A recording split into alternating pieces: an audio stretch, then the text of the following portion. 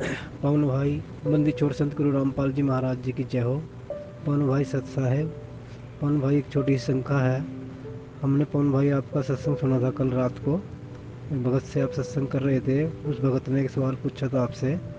वो सवाल था भगत जी, जैसे कनक में हम दवाई रखते हैं और वो रखनी नहीं है हमने, पर पवन भाई हम एक जिम्मेदार के पास लगे हुए हैं, तो हमने जिम्मेदार कहता है दवाई रख दो, हमें रखनी पड़ती है। और खेत में जैसे कीड़े कीड़े मकोड़े का जो भी हम सफरा करते हैं दवाई का, वो भी हम करते हैं।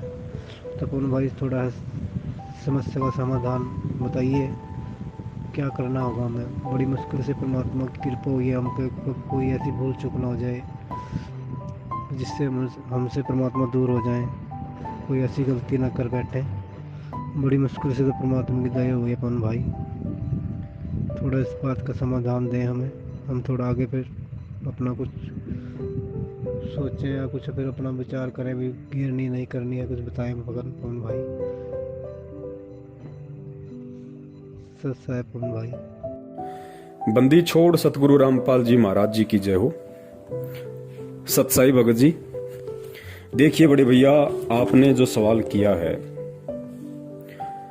उसका जवाब तो परमेश्वर दास को निमित्त बनवा के आप जी को दिलवा देंगे, लेकिन उस जवाब के ऊपर अमल करना, उस जवाब को मानना या ना मानना, वो आपके अपने ज्ञान आधार के ऊपर निर्भर करता है।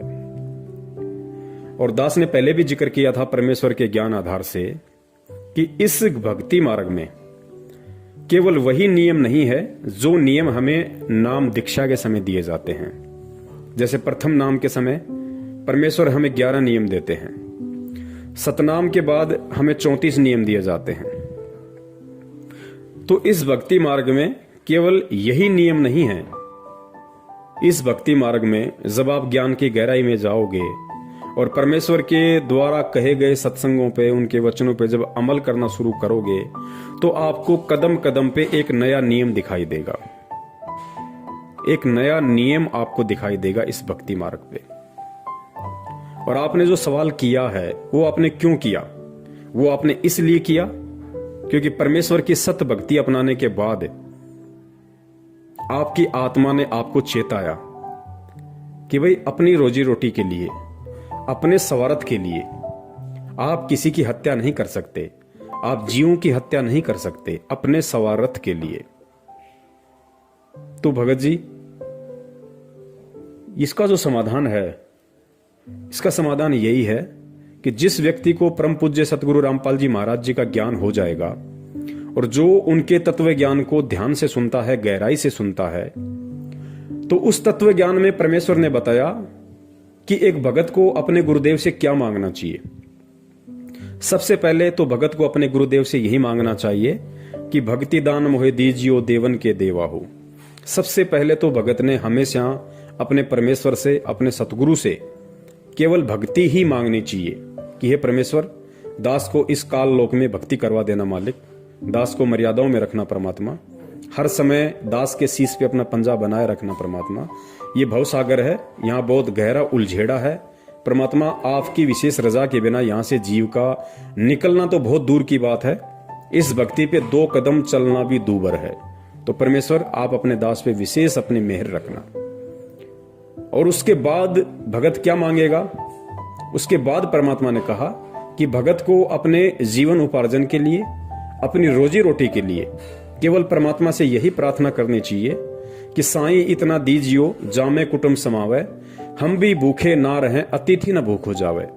कि हे परमात्मा, आपने अपने दास को यह अनमोल ज्ञान देके सब कुछ समझा दिया परमात्मा, और इस ज्ञान को लेने के बाद और जिस जिस आत्मा के अंतःकरण में परमेश्वर सतगुरु रामपाल जी महाराज जी का तत्व ज्ञान उतर जाता है, उसके बाद उस भगत को यह भी मालूम पड़ जाता है कि परमेश्वर की एक और भी वाणी है कि यो गुरु ज्ञान विज्ञान वाणी जीवित ही जग में मरो।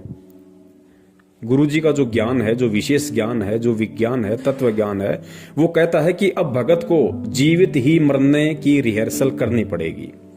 और जीवित मरने के विषय में परमात्मा ने बताया, यहां की जो सांसारिक इच्छाएं हैं, जो केवल हमें काल जाल में ही अधिक फंसाती हैं, हमें उनसे पीछे हटना पड़ेगा, हमें उनसे दूर हटना पड़ेगा।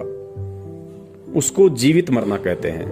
गुरुदेव ने बताया जैसे आपका पड़ोसी 4 व्हीलर ले आता है, या आपका पड़ोसी कोई बहुत अच्छी फैक्ट्री लगा लेता है, बहुत अच्छा पैसा कमा रहा है, तो उस पड़ोसी को देख के यदि हमें ज्ञान है तो हमने अपने मन में जैसी सांसारिक भोग विलासिता की वस्तुएं उसके पास में है, उनको प्राप्त करने की इच्छा हमारे अंदर उत्पन्न नहीं होनी चाहिए।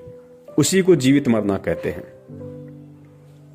तो उसके बाद परमात्मा ने बताया कि दूसरी बात केवल परमात्मा से हमारे को यही मांगनी है कि साईं इतना दीजिए जिसमें कुटुंब समावे, और हम भी भूखे ना रहें, साधु न भूखो जाओ।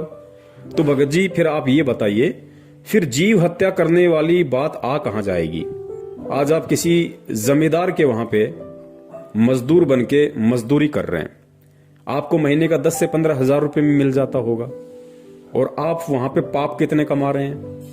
आप करोड़ों जीवों की उस फसल के ऊपर स्प्रे करने के लिए जो आप केमिकल का यूज करते हैं, या उसके जो अन्न का भंडार है वहां पे आप केमिकल वगैरह रखते हैं, उसमें कितने जीवों की हत्या होती है, कितने सूक्ष्म जीव मरते हैं।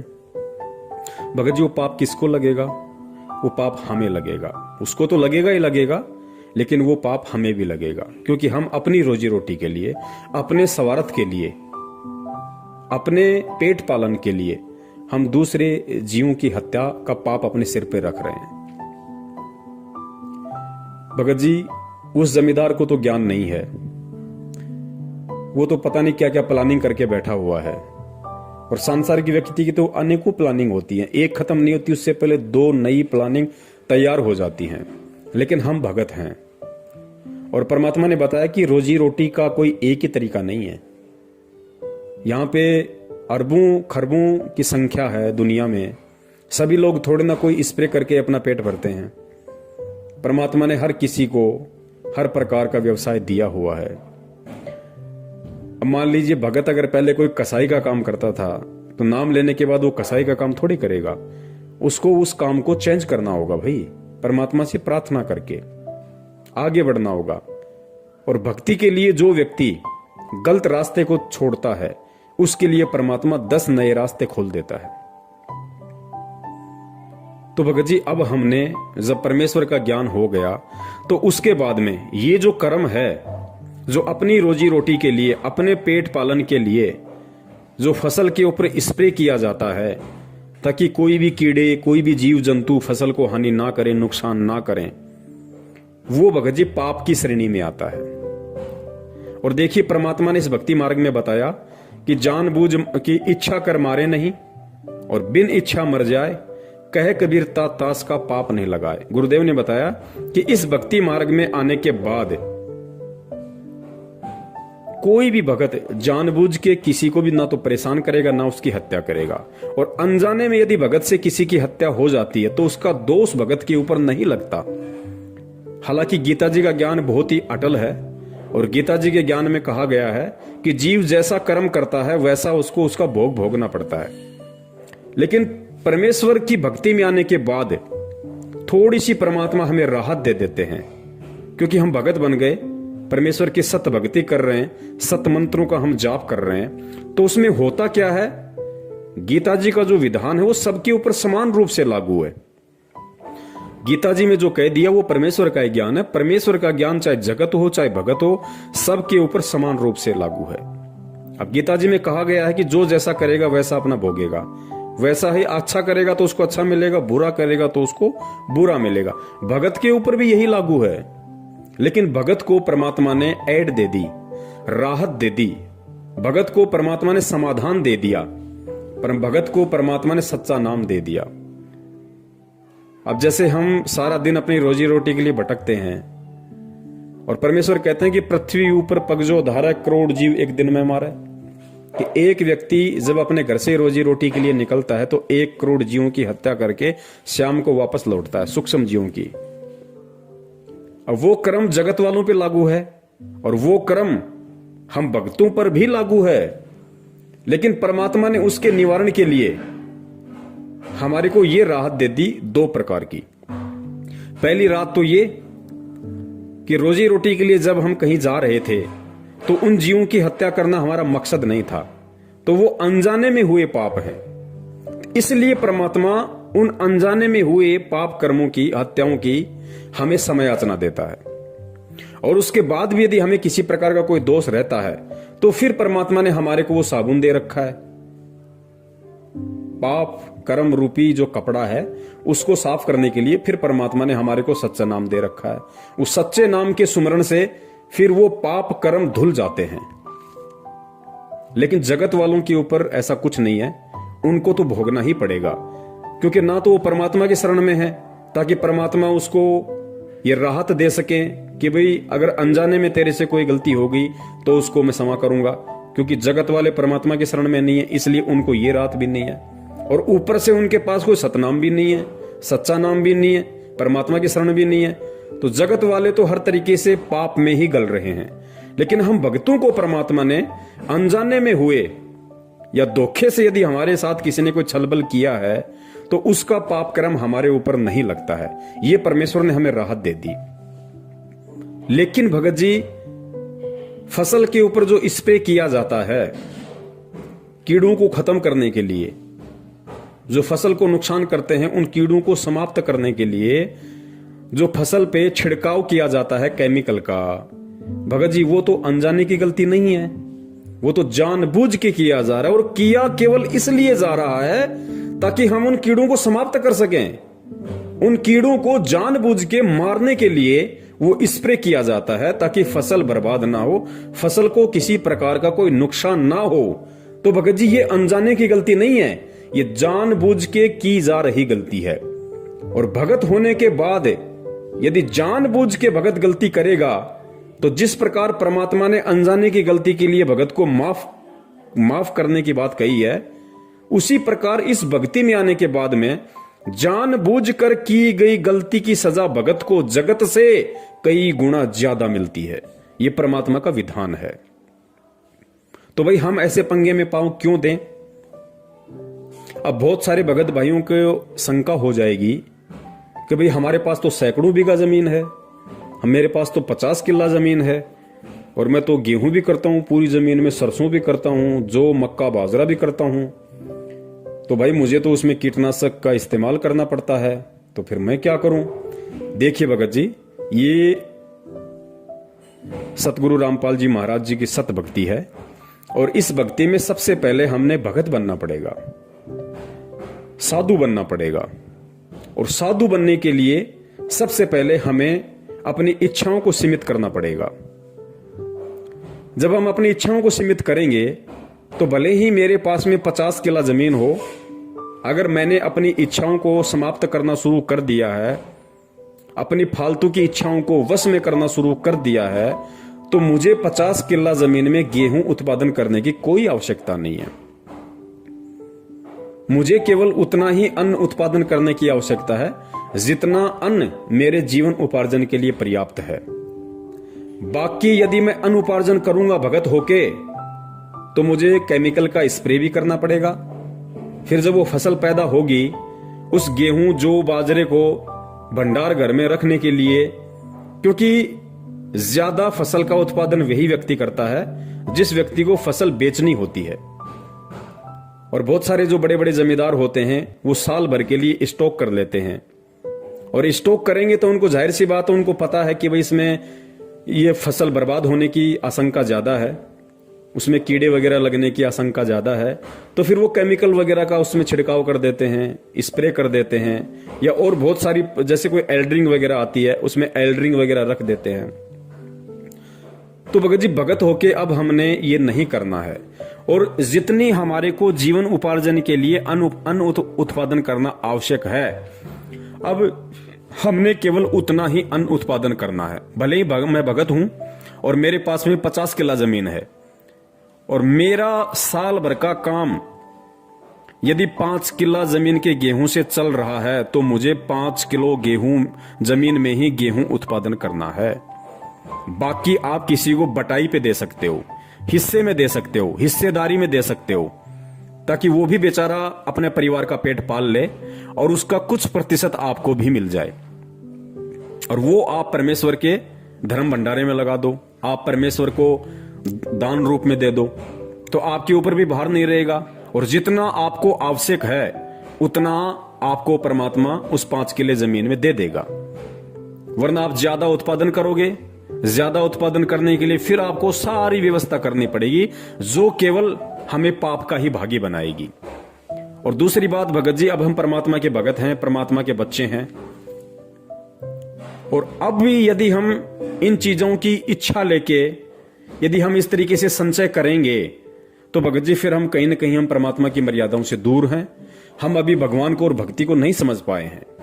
वरना गुरुदेव ने कबीर सागर का सरलार्थ पेज नंबर 83, पेज नंबर 83 को आप ध्यान से पढ़ना भगत जी, क्योंकि ये कमी हमारी सत्संगों को ना सुनने की है।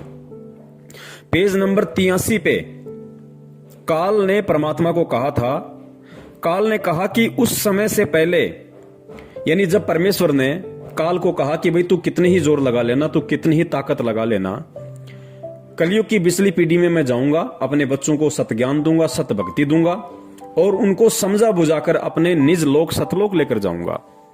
तो काल ने परमात्मा से फिर क्या कहा? काल ने कहा कि उस समय से पहले मैं पूरी पृथ्वी के ऊपर शास्त्र विधि त्याग कर मनमाना आचरण करवाकर शास्त्र विरुद्ध ज्ञान बताकर झूठे नाम तथा गलत साधना से अभ्यस्त कर दूंगा। जब 13वां अंश आकर सत्य कबीर पंथ चलाएगा, उसकी बात पर कोई विश्वास नहीं करेगा, उल्टे उसके साथ झगड़ा करेंगे। कबीर जी को पता था कि जब कलयुग के 5505 वर्ष पूरे होंगे सन 1997 में, तब शिक्षा की क्रांति लाई जाएगी, सर्व मानव अक्षर ज्ञान युक्त किया जाएगा। उस समय मेरा दास सर्व धार्मिक ग्रंथों को ठीक से समझकर मानव समाज के रूबरू करेगा। सर्व परमाणु को आंखों देखकर शिक्षित मानव सत्य से परिचित होकर तुरंत मेरे 13वें पंथ में दीक्षा लेगा और पूरा विश्व मेरे द्वारा बताई गई भक्ति विधि तथा तत्व ज्ञान को हृदय से स्वीकार करके भक्ति करेगा।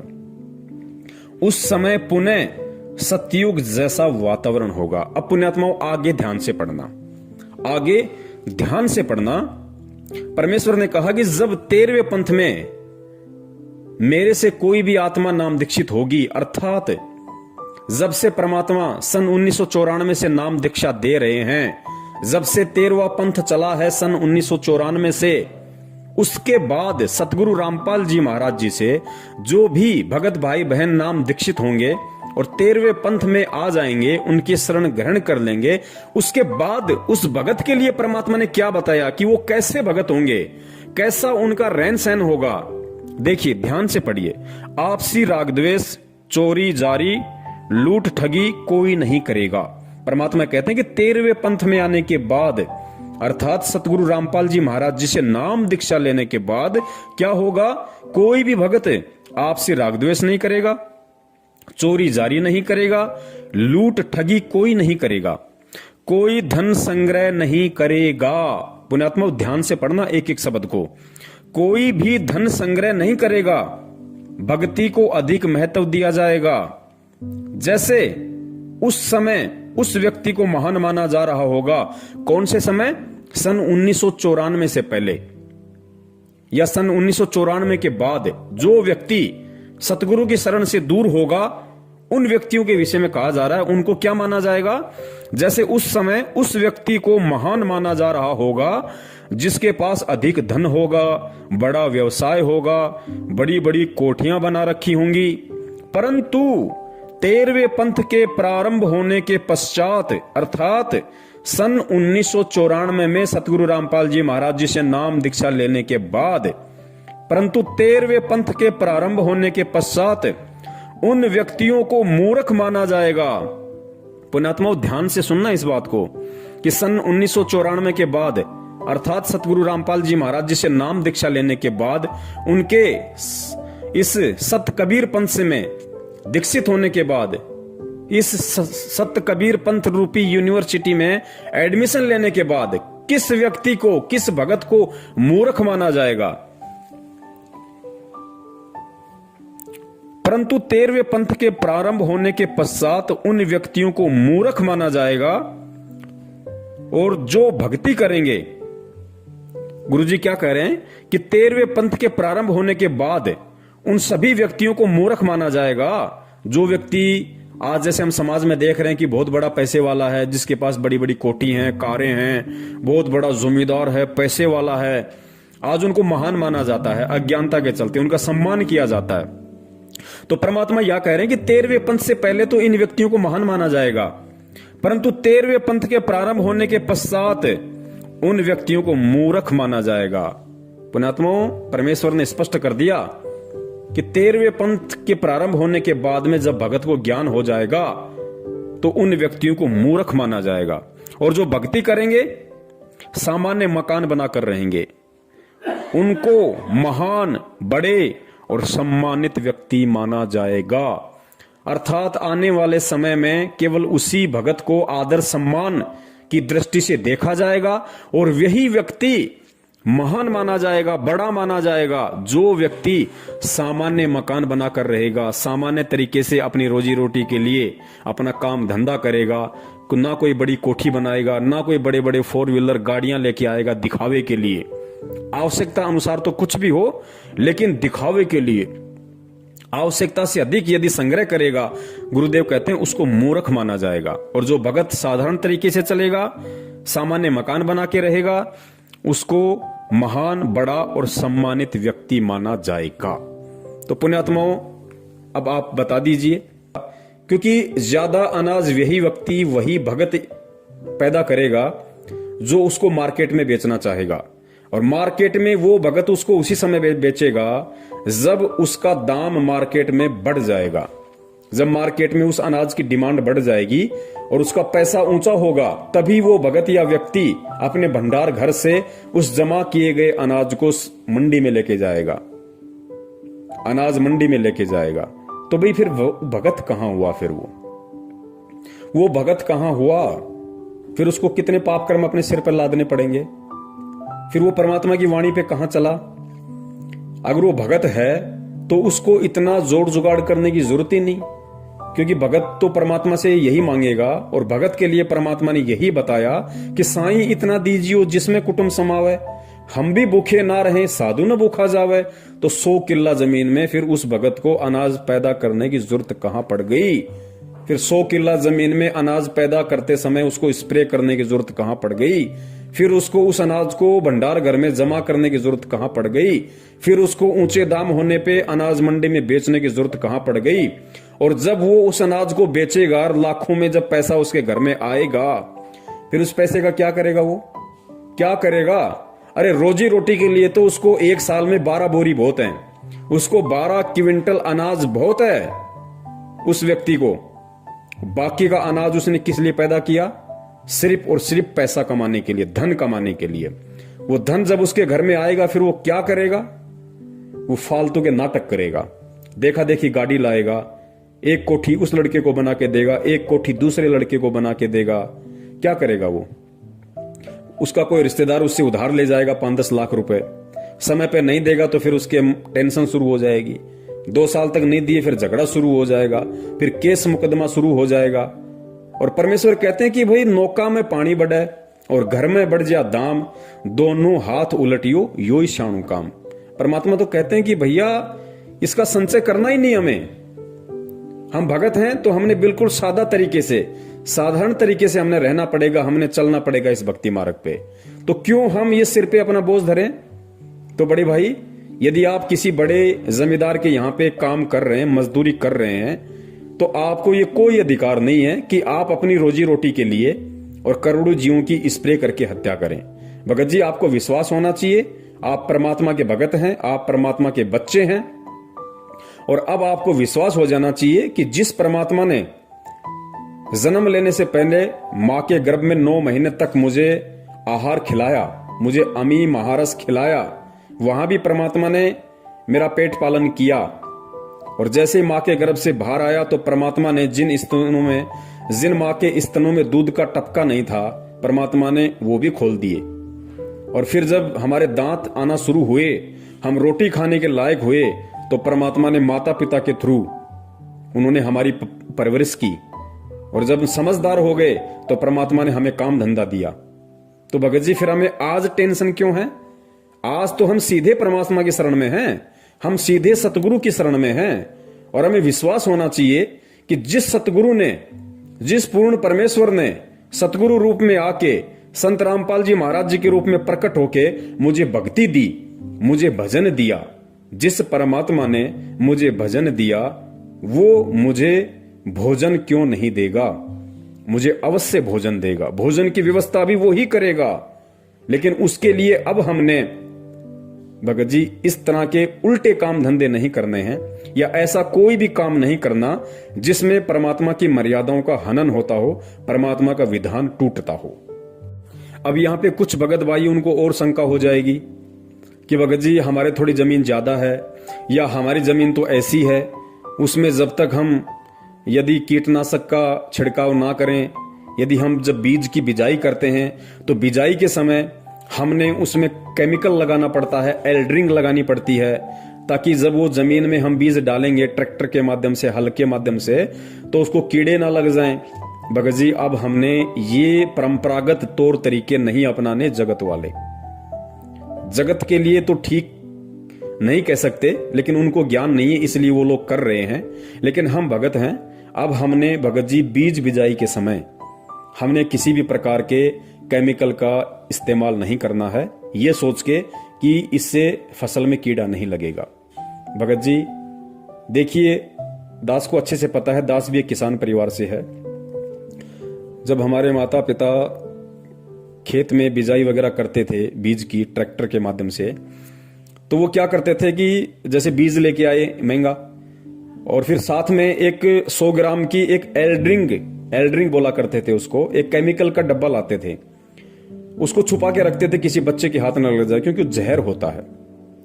और जो बीज होता था जमीन में डालने वाला, उस बीज में उसको मिला दिया करते थे अच्छे से मिक्सिंग करके, फिर उसको ट्रैक्टर के माध्यम से जमीन में उसकी बिजाई की जाती थी, ताकि जमीन में कीड़ा ना लगे, उसको अन्न को, उस बीज को कीड़ा ना लगे। और भगत जी जब ट्रैक्टर के माध्यम से वो जमीन में बीजा जाता था, तो बहुत सारे प्रकार के जैसे बगुले होते हैं, चिड़ियां होती हैं, ये उस बीज को खाने के लिए, या जैसे ही कोई कीड़े मकोड़े हल चलते समय ऊपर आ जाते थे, उनको खाने के लिए वो पीछे पीछे चलते रहते थे। और जब किसी चिड़िया या बगुले के मुंह में वो एल्ड्रिंक लगा हुआ, वो जहर लगा हुआ अन्न उसके मुंह में आ जाता था, उसको खा लेता था, भगत जी कुछ ही देर के बाद में वो तड़प तड़प के मरता था। तो भगत जी वो दोष किसको लग रहा? हम क्यों ऐसे पंगे में पांव देंगे? अब जगत वाला तो कर सकता है, लेकिन भगत नहीं कर सकता। अब हम भगत हैं, अब हमारी को भगवान पे विश्वास करना पड़ेगा। पहले क्या होता था, जब बिजाई का समय होता था और जिस दिन कोई भी किसान अपने खेत में बिजाई करके वापस आता था, उस दिन एक छोटा सा त्योहार सा मनाया जाता था। उस घर में कुछ मीठा बनता था, कोई खीर बनाता था, कोई हलवा बनाता था, कुछ भी वो लोग बनाया करते थे, ताकि हमारी जो बिजाई है वो ठीक ठाक हो। भगत जी अब भी हमने वही करना है, लेकिन थोड़ा सा तरीका चेंज कर देना है। आज जब भी हम, कोई भी किसान भाई है, अपने खेत में जब वो बिजाई के लिए जाता है, तो उसने किसी भी प्रकार के एल्ड्रिंग का और केमिकल का प्रयोग बिल्कुल नहीं करना है। ये जीव हत्या में आएगा, ये हमको दोष लगेगा। जब तक नहीं पता था हम कर रहे थे, वो एक बात अलग थी, लेकिन भगत जी अब हम ये नहीं कर सकते। अब हम उस तरीके को चेंज करेंगे, क्योंकि हम सतगुरु की शरण में हैं और धरती पे भगवान है। क्या नहीं कर देगा परमात्मा? जब उस परमात्मा ने धना भगत के, और इतना बता दिया परमात्मा ने कि धना भगत ने एक दिखावे के लिए और कंकर पत्थर इकट्ठे करके और खेत में बीज दिए, और परमात्मा ने उस कंकर पत्थर से तुम्बे खड़े कर दिए, और तुम्बों के अंदर, जो कि अविश्वसनीय, कोई नहीं कर सकता, दुनिया की कोई साइंस नहीं कर सकती, परमात्मा ने उन तुम्बों के अंदर ज्वार पैदा कर दी, अन्न पैदा कर दिया। भगत जी आज भी तो वही परमात्मा धरती पे है, और विश्वास तो हमें धना भगत से ज्यादा होना चाहिए, क्योंकि धना भगत तो उस समय परमात्मा की शरण में भी नहीं था। उसके तो पिछले जन्म के कोई भक्ति पुण्य संस्कार थे, जिस आधार से परमात्मा ने उसके कंकर को ज्वार बना दिया। और आज हम तो डायरेक्ट सतगुरु की शरण में हैं, उस भगवान की शरण में हैं। आज क्या वो परमात्मा बिना केमिकल के हमारी फसल को नहीं उपजा देगा? लेकिन भगत जी हमें विश्वास नहीं है। अब जो मेरे किसान भाई हैं, जो भगत भाई हैं, जो किसान है, अब वो तरीका चेंज कर दें और भगवान पे विश्वास करना शुरू करें। फिर कब करेंगे भाई? आप जब भी अपने खेत में बिजाई के लिए जाओ, भगत जी, अपने घर पे आपने जो दरबार बना रखा है परमात्मा का, भगत जी उस बीज को वहां रखो, मालिक के वहां दरबार पे, परमात्मा के चरणों में रखो उस बीज को नीचे दरबार के, और परमेश्वर से अरदास करो कि हे परमपिता परमेश्वर, आपका दास आपके ज्ञान आधार पे चलते हुए, परमात्मा मैं जीव हूं, मैं नादान हूं, हालांकि मुझे इतना विश्वास नहीं है क्योंकि वर्षों से मैं इसी विधि से ये जहर लगा लगा के जमीन में बीज डाल रहा हूं। लेकिन परमात्मा अब मुझे आपके विधान का पता चल रहा है और मैं आप पे विश्वास करते हुए मेरे परमपिता परमात्मा, अब आपका दास खेत में बिजाई के लिए जा रहा है और परमात्मा आपका दास आपके चरण कमलों में ज्योति हवन का संकल्प करता है। परमेश्वर अपने दास के इस ज्योति हवन को स्वीकार करें और परमात्मा आप जी दया करना, आपके दास की जीवन उपार्जन के लिए इतना अन्न हो जाए परमात्मा, जिससे दास का जो परिवार है उसका पेट पालन हो जाए और आपकी भक्ति में किसी भी प्रकार की कोई बाधा उत्पन्न ना हो। और परमात्मा मैं अब उन परंपरागत तौर तरीकों को, उन दुनिया वालों की देखा देखी अब मैं जीव हत्या नहीं कर सकता। मैं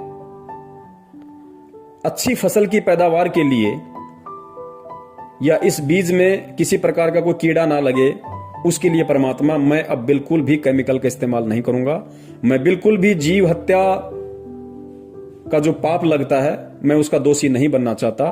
परमात्मा दास की ज्योति को स्वीकार करें और परमात्मा जैसी आपकी इच्छा होगी, आपका दास आपके भरोसे परमात्मा बीज बिजाई के लिए जा रहा है। पुण्यात्मा आप विश्वास तो करके देखो परमात्मा पे, धरती पे भगवान है और आप तो भगवान की शरण में हो डायरेक्ट। परमात्मा क्या से क्या नहीं कर देगा। जब बिना परमात्मा की शरण के धना भगत के कंकर को परमात्मा ने तुम्बा बना के ज्वार पैदा कर दी, तो क्या तुम्हारे खेत में परमात्मा कुछ नहीं कर देगा? लेकिन हमें धना भगत के उतना विश्वास नहीं है। और परमात्मा कहते हैं, कहे कबीर सुनो बे साधो, मैं तो हूं विश्वास में। तो पुण्यात्माओं हमने विश्वास करना पड़ेगा। भगवान धरती पे है, हमने ये अपनी अंतरात्मा से, अपने हृदय से इस बात को स्वीकार करना पड़ेगा कि फिर परमात्मा क्या से क्या नहीं कर सकता। परमात्मा कुछ भी कर देगा क्योंकि वो कुछ भी करने में समर्थ है। पुण्यात्माओं ये परिवार हमारा नहीं है। इस परिवार के पेट पालन की चिंता हमें नहीं होनी चाहिए कि फसल नहीं होगी तो क्या होगा, कहां से लाऊंगा, कैसे खिलाऊंगा। पुण्यात्मा गुरुदेव ने बताया कि तुम एक मजदूर बनके इन बच्चों की देखभाल करो, सेवा करो। ये बच्चे मेरे हैं, ये मेरी आत्माएं हैं, ये तेरा बेटा बेटी नहीं है, ये मेरा बेटा बेटी, और तू भी मेरा बेटा है। तू केवल मजदूरी कर एक सेवा के तौर पे, बाकी काम मेरा है। अरे जो परमात्मा तीनों लोकों में प्रवेश करके सभी जीव आत्माओं का धारण पोषण कर रहा है, पुण्यात्माओं जब हम उसकी डायरेक्ट शरण में हैं तो क्या हमारी नहीं करेगा? परमात्मा कहते हैं, पो पाटी पगड़ा भया और जागी जिया जून, और सब काहू को देत है वो चौथ समाना चून। अरे हम तो इतनी मेहनत करके, इतनी हत्या का दोष अपने सिर पे रख के हम लोग खेत में बिजाई करने जाते हैं, इतनी मेहनत करते हैं, इतना सब कुछ करते हैं, देखभाल करते हैं, और खाते क्या है? 2 रोटी सुबह 2 रोटी शाम को। और वो हाथी, पुण्यात्मा विचार करो वो क्या करता है? उसने कब खेत में फसल बोई? और जितना एक आदमी 1 महीने में नहीं खाता होगा उतना तो हाथी 1 दिन में खा जाता है। उसका भी तो परमात्मा पेट भर रहा है रोजाना। तो भाई हमें विश्वास करना पड़ेगा भगवान पे, फिर देखना परमात्मा का खेल। और फिर जो भगत होगा वो केवल इतना ही अन्न उत्पादन करेगा जितना उसके परिवार की, उसके कुटुंब की आवश्यकता होगी, और आवश्यकता के अनुसार करेगा तो उसको भंडार करने की जरूरत ही नहीं। वो सीधा सीधा अपने घर में 8-10 बोरी जो भी होंगी अपना रोजी रोटी के लिए अपना वो रख लेगा और बाकी को अपना मार्केट में सेल कर देगा, नमक लूण मिर्ची के लिए या अन्य छोटी मोटी आवश्यकता की जो वस्तुएं हैं उसके लिए। यदि उसको अन्न कुछ बचता है तो उसके लिए वो अनाज मंडी में उसको सेल कर देगा, और साल भर का उसको जितना चाहिए उतना वो अपने घर पे रख लेगा। तो साल भर में अनाज का कुछ खराब होता नहीं है। तो हम उस पाप से भी बच गए और परमात्मा की वाणी पे भी हम चल गए कि साईं इतना दीजिए जिसमें कुटुंब समाव, हम भी भूखे ना रहे अतीत न भूख हो जाए। तो ये तो था हमारे किसान भाइयों के लिए। और बाकी मेरे जैसे जो भाई बहन हैं जो अपना रोज खाते हैं, रोज कमाते हैं, उनको तो किसी प्रकार की दिक्कत ही नहीं है, ना उनको जमा करना, क्योंकि आटे का 5 या 10 किलो का एक कट्टा आता है, अपना ले आओ, 5 दिन में खत्म, फिर दूसरा ले आओ। तो हमें तो किसी प्रकार की दिक्कत ही नहीं है। तो किसान भाइयों को इस तरीके से इस भक्ति मार्ग पे अब परमेश्वर पे विश्वास करके और दुनिया वालों की देखा देखी फालतू की चीजों की इच्छा के लिए, या वैसे भी नादानी में जैसे दुनिया पहले जो सारे ये कर्म कर रही थी, एल्ड्रिंग लगा के, केमिकल लगा के बीज की बिजाई करना, फिर फसल के ऊपर स्प्रे करना। पुण्यात्माओं, अब हमने धना भगत जी से ये सीख लेते हुए और परमात्मा धरती पे है इस बात को अपने हृदय में समा के और मालिक पे विश्वास करके अब हमने चलना पड़ेगा। फिर परमात्मा हमारे से दूर नहीं है, वो सब देख रहा है, वो सब देख रहा है। और परमात्मा कहते हैं साहिब से सब होता है, बंदे से कुछ नहीं, वो राई से पर्वत कर दे, फिर पर्वत से राई। जो परमात्मा पर्वत से राई और राई से पर्वत, मतलब परमात्मा 1 सेकंड में सब कुछ विध्वंस कर दे और अगले ही पल परमात्मा वैसा का वैसा कर दे, उसको कहते हैं राई से पर्वत और पर्वत से राई करना। तो पुण्यात्माओं, परमात्मा हमारे लिए फिर क्या कुछ नहीं कर सकता, और वो यहां पे हमारे लिए ही तो कुछ करने के लिए आया हुआ है। और किस लिए आया परमात्मा सतलोक छोड़ के? आप और हमारे लिए आया हुआ है। हमें वो भक्ति देने के लिए आया है, अपना विधान संविधान बताने के लिए आया है, उस संविधान पे हमारे को चलना कैसे है वो बताने के लिए आया है। और जब हम परमात्मा के हिसाब से चलेंगे, परमात्मा के संविधान पे चलेंगे, तो पुण्यात्माओं फिर परमात्मा क्या नहीं कर देगा? परमात्मा कुछ से कुछ भी कर देगा। तो अब हमने इन सब बातों का पुण्यात्माओं विशेष तौर से ध्यान रखना है। और दास केवल उतनी ही बात आप जियों को कहेगा जो बात परमेश्वर के ज्ञान आधार से है, और जिस बात पे दास खुद भी चलता है। दास केवल वही बात अपने वीडियो के माध्यम से भगत समाज को बताता है जो दास भी अमल करता है, वरना दास को भी परमात्मा की विधान का अच्छे से पता है कि करनी तज कथनी कथ है, अज्ञानी दिन रात, कुत्ते जू भोकत फिरे, सुनी सुनाई बात। तो मैं कुत्ते की शरण में आ जाऊंगा अगर मैं संगत को, मेरे भगत भाई बहनों को सलाह देता रहा, उनका समाधान करता रहा, और मैं खुद यदि उन पॉइंट्स पे अमल नहीं करूंगा, तो पुण्यात्मा फिर मैं कुत्ते की शरण में आ जाऊंगा, परमात्मा मुझे कभी माफ नहीं करेगा।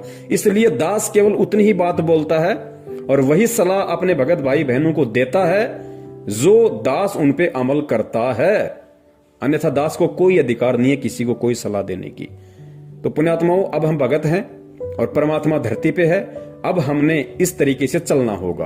और भगत जी, ठीक है, आप किसी जमींदार के वहां पे काम कर रहे हैं, आप उसका ये सीजन तो निकालो, बीच में छोड़ोगे वो भी ठीक नहीं है, किसी को धोखा देना भी गलत है। लेकिन आप जब तक वहां पे काम कर रहे हो और आपके सामने ऐसी नौबत है, तो भगत जी ये सीजन तो आपने उसका निकालना पड़ेगा। और परमात्मा से आप जी प्रार्थना कर करके जब भी आप अपना वो करो, स्प्रे वगैरह कुछ भी आपको करना पड़े, तो अपना जो भी परमेश्वर का आपको नाम मिला हुआ है, आप परमेश्वर के नाम के साथ में और मंगलाचरण के साथ में आप जी ने परमात्मा से प्रार्थना करते हुए, समय याचना करते हुए आपने अपना वो कर्म करना है कि परमात्मा जैसे तैसे करके इसका ये सीजन निकल जाए, उसके बाद ये अपने मैं अपने, और परमेश्वर मैं रोड पे ठेला लगा के अपना जीवन उपार्जन कर लूंगा, लेकिन इस पाप में पांव दोबारा नहीं दूंगा। तो भाई इस तरीके से हमने बचना पड़ेगा भगत जी, क्योंकि ये सब कुछ काल के दाव हैं। देखो, ऐसे उपाय वो व्यक्ति करता है जो भक्तिहीन है, जिसके पास में भक्ति नहीं है, जिसको भगवान पे विश्वास नहीं है, या जिसको बहुत सारी इच्छाएं जिसके अंदर हैं। तो भगत जी वो व्यक्ति इस तरह के काम किया करता है, और काल यही चाहता है, क्योंकि अभी परमात्मा ने पढ़वाया ना, काल ने कहा था कि उस समय तक तो मैं इन जीवों को भक्ति से इतना दूर कर दूंगा, भगवान से इतना दूर कर दूंगा कि जब 13वें पंथ में तेरा दास जाएगा तो कोई उसकी बात को स्वीकार भी नहीं करेगा। लेकिन भगत जी अब हमने, चूंकि हम अगर भगत बने हैं, तो भगत जी हमने भगत बन के दिखाना पड़ेगा। हमने भगत के गुण, भगत के लक्षण अपने ऊपर धारण करके दिखाने पड़ेंगे। हमने काल को नीचा और सतगुरु का मस्तिष्क इस ज्ञान आधार से ऊंचा करके दिखाना पड़ेगा कि हम संत रामपाल जी महाराज जी के सच्चे भगत हैं, हम उनके सच्चे शिष्य हैं, ताकि काल को भी शर्म आ जाए कि वास्तव में जो परमेश्वर ने कहा था मेरे से, वो परमात्मा ने मेरी लाख कोशिशों के बावजूद भी कर दिखाया। तो ये खाली एक किसान वाला क्षेत्र नहीं, जिस भी क्षेत्र में या जिस भी व्यवसाय में जो भी भगत भाई बहन हैं, और यदि उन व्यवसाय में उस व्यवसाय के अकॉर्डिंग यदि ऐसी कोई प्रॉब्लम है, ऐसी कोई दिक्कत है, ऐसी कोई बाधा है जो परमात्मा के विधान के खिलाफ है, परमात्मा की जहां मर्यादाओं का हनन होता है, तो उन भगत भाई बहनों ने भी परमात्मा के ज्ञान आधार से इसी प्रकार उनका समाधान करना पड़ेगा।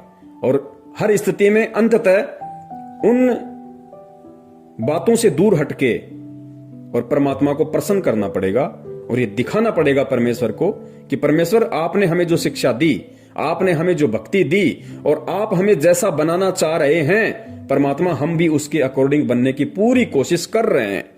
तो गुरुदेव कहते हैं जब इंसान खड़ा होकर चलने लगता है तो परमात्मा पीछे से धक्का मार देता है, और जो मेरे जैसा नालायक घुटने टेक के बैठ गया उसको परमात्मा क्या जबरदस्ती खड़ा करेगा। तो भाई अगर हम भगत बने हैं तो हमने फिर भगत पूरा ही बनना है, कच्चा भगत नहीं बनना, फिर आधा अधूरा भगत नहीं बनना, परमात्मा को दुखी नहीं करना। क्योंकि हमारे राजस्थान में कहावत है कि भाई जब ओखली में सिर दे दिया तो फिर मूसल से क्या डरना। अरे जब ओखली में मुंह दे दिया फिर मूसल से क्या डरना। जब परमात्मा की भक्ति अपना ली, भगत बनने की जो प्रोसीजर है वो हमने शुरू कर दी, तो भाई भगत ही बन के दिखाना फिर, ताकि दुनिया भी याद रखे और दुनिया भी सोचने पे मजबूर हो जाए कि भाई अगर भगत हो तो संत रामपाल जी महाराज के जैसे हों। बंदी छोड़ सतगुरु रामपाल जी महाराज की जय हो। सत साहिब।